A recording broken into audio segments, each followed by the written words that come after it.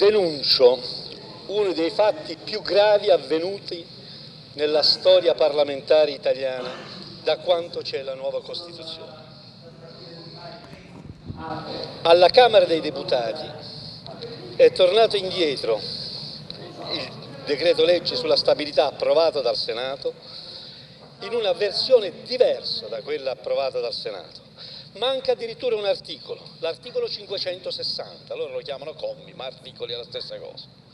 Cioè un articolo in meno, su un articolo in meno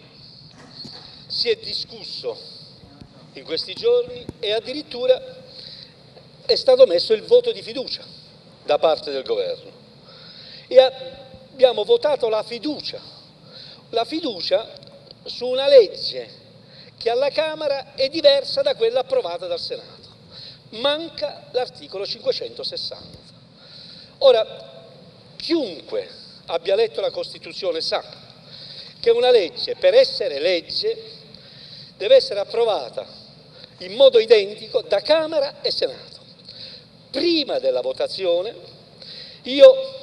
ho sollevato l'eccezione sia al Governo sia al Presidente della Camera, dicendo che era necessario che questa legge ritornasse in Commissione, che la Commissione recepisse il testo reale approvato dal Senato, che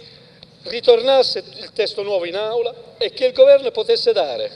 la propria votazione di fiducia sul testo reale, non su quello finto, e soprattutto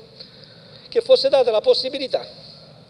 a noi, per esempio, o a qualsiasi altro parlamentare, di eventualmente presentare emendamenti sull'articolo 560, perché questo è semplicemente stato ignorato, nessuno l'ha letto, nessuno l'ha potuto vedere, nessuno l'ha potuto analizzare.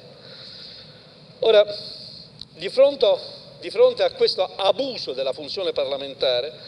da parte di una maggioranza asservita ai giochi di potere politici, noi denunciamo come attentato alla Costituzione